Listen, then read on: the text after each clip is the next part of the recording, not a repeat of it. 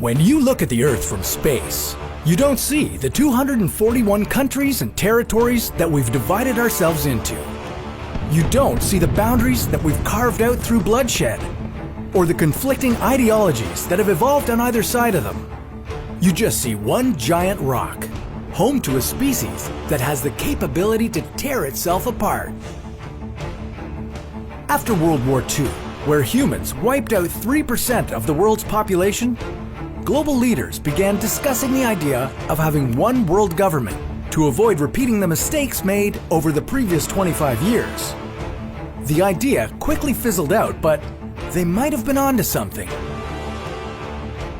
What problems could having a single government solve for us? Who would be put in charge? And how could it all go terribly wrong? This is What If, and here's what would happen if the world was a single country. For centuries, leaders have fantasized about a day when world peace becomes a reality. But as long as countries are blowing each other up over political and religious differences, it doesn't seem very likely. So what if we just took all the countries in the world and merged them into one giant nation? Surely there'd be nothing to fight about anymore, right? It wouldn't be that simple. It's not like we'd be starting from scratch.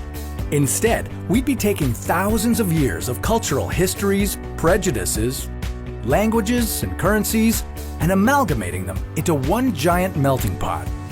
It would be one of the most complicated endeavors the human race has ever undertaken. So before we go any further, maybe we should weigh out the pros and cons and ask ourselves, would it really be worth it?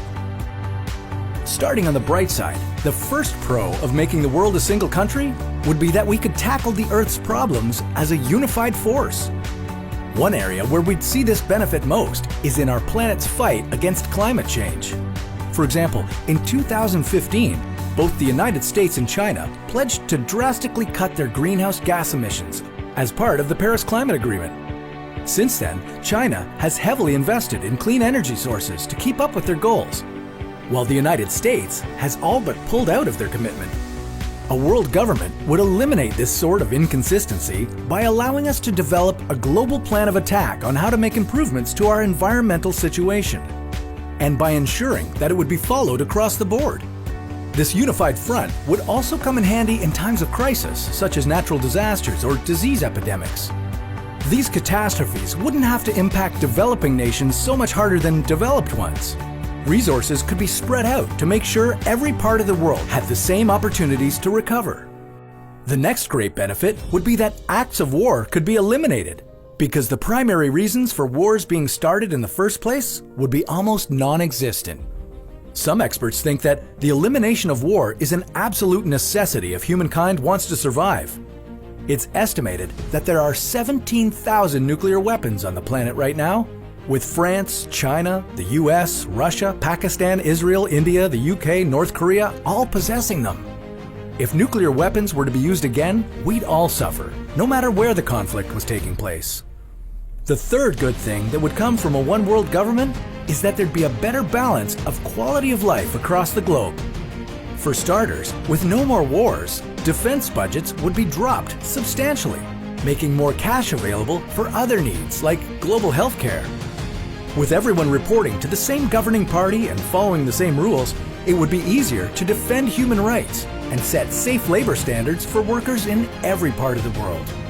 A global nation would mean a global currency, which would mean a reduction of the economic power of developed countries like China. With no currency exchange in the mix, China would no longer have the means or the need to offer up goods and services on the world market on the cheap. Eliminating this means giving companies a fairer shake, no matter where they might be in the world. Developing countries could benefit, although it wouldn't just happen overnight. Now, a global government wouldn't guarantee that everything on the planet would all be sunshine and roses, and that brings us to the cons.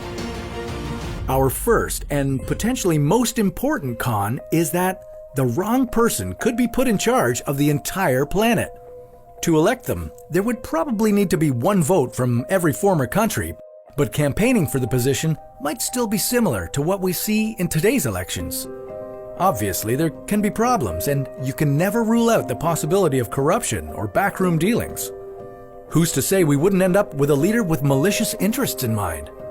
One of the foundations of the Nazi political belief system was the establishment of a global government, which in their case would have led to more genocide and the wiping out of democracies around the world in order to force their political ideology onto the masses. Our second problem would be that the idea of nationalism would be lost. Nationalism develops cultures, and it helps fuel a want and a need to achieve things like technological advancements. Think about the space race between the US and Russia and the way it affected the global desire to explore space. Not to mention bragging rights when it comes to kicking some butt at sporting competitions.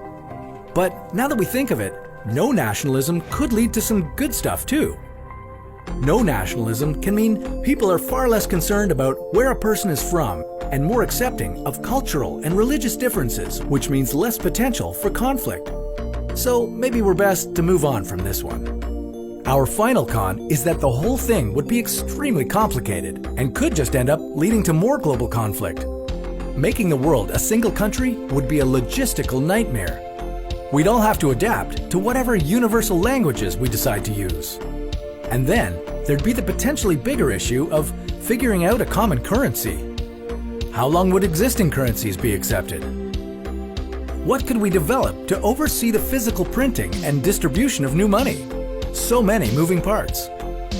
On top of that, there's the fact that there will still be a good chunk of the world population who are opposed to the whole idea of a single world government. Sure, we'd all be living under one umbrella, but it could be an umbrella full of rebellions, widespread corruption, and cultural clashes. The very kinds of conflict we were trying to avoid in the first place. It sounds like a good idea on paper, but considering how unbalanced the current political and economic fields are, it would take a lot of convincing to get every country on board. Maybe it would take World War III in order to convince everyone. And by then, it might be too late. But that's a topic for another What If.